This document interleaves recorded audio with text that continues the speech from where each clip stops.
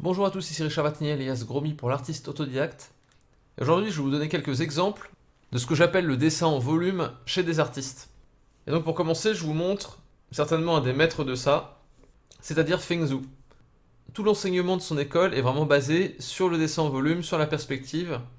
Et vous voyez par exemple là des croquis de véhicules qui sont réduits à des formes un peu plus simples que dans la réalité, mais qui sont surtout bien placés dans un volume concret. Donc c'est des choses que j'explique dans les cours de dessin que je donne sur le volume, que vous pouvez retrouver sur le Gumroad. Et ce qui fait la force de cette technique-là, c'est que déjà on peut dessiner n'importe quoi dans n'importe quel angle avec cette technique, une fois qu'on la maîtrise bien.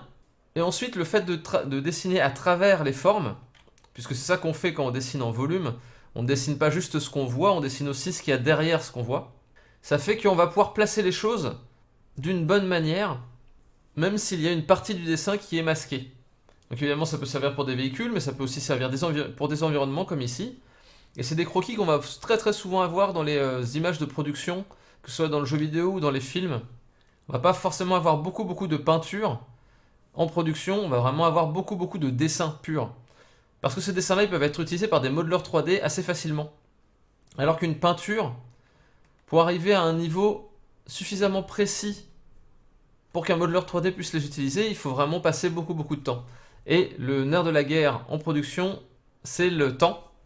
Et par conséquent, on va demander 10 fois plus de dessin que de peinture. Les peintures, ça va servir juste après à donner des idées de couleurs ou éclairer ceux qui s'occupent de la 3D sur les matières à utiliser.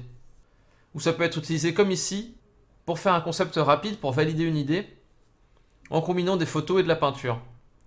Mais vous voyez qu'à la base, c'est quand même du dessin qu'il y a là pour designer. Parce que c'est aussi une des méthodes les plus pratiques pour designer en fait. Ça permet de faire tomber plein d'idées très vite. Avec des formes très différentes et sans avoir besoin de faire des recherches photos. C'est tout qui va sortir de l'esprit de l'artiste directement. Et donc ce dessin-là, il est assez différent du dessin expressif qu'on va pouvoir trouver dans le dessin de Beaux-Arts. C'est un petit peu ce que j'expliquais aussi dans la vidéo où je parlais de dessin académique et de dessin d'imagination. Ce dessin-là, c'est du dessin qui est fait pour du dessin d'imagination, qui est fait pour du dessin de design.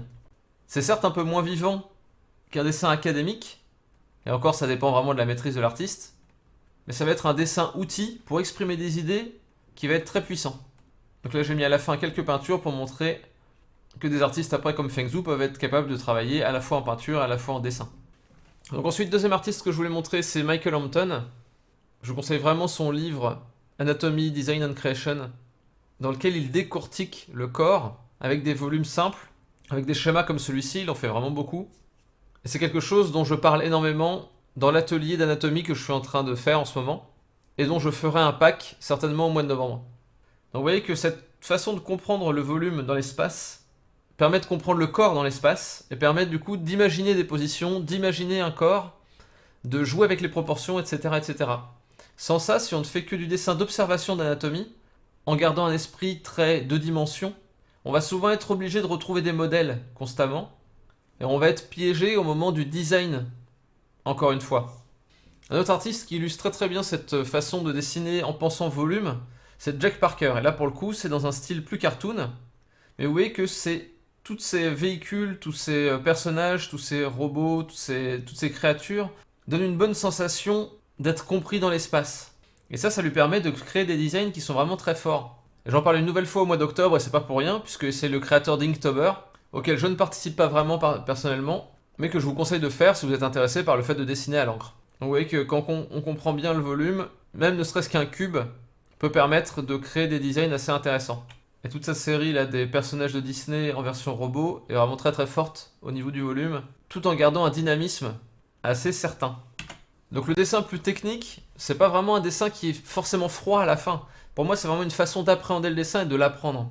Le dernier exemple que je veux montrer, je ne pouvais pas ne pas en parler. Il s'agit de Kim Jung-gi. Si vous ne le connaissez pas, tapez Kim Jung-gi sur internet et vous verrez plein de vidéos dans lesquelles il dessine en direct, sans crayonner, tout un tas de dessins extrêmement complexes comme celui-ci. Et c'est vraiment quelqu'un qui a poussé la logique de la compréhension du volume et du dessin dans l'espace, ainsi que du dessin en direct à son paroxysme. Ce qui fait qu'il est vraiment capable de dessiner tout et n'importe quoi dans n'importe quel angle. Il a vraiment un moteur 3D dans la tête. Et il peut produire des images extrêmement complexes comme celle-ci assez rapidement puisqu'il le fait en direct sans crayonner. Et donc les clés de sa méthode, c'est vraiment ça. C'est vraiment d'avoir compris le dessin en volume et de stocker toutes les formes qu'il observe comme des modèles 3D dans sa tête plutôt que de les stocker uniquement comme des images 2D qu'on ne pourrait pas réexploiter dans un autre angle.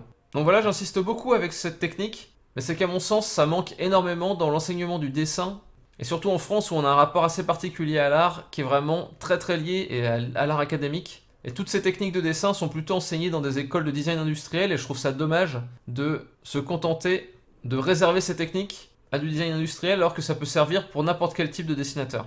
Donc voilà tout pour la vidéo du mardi. Si je récupère une connexion correcte, je vous attendrai sur Twitch certainement jeudi et vendredi.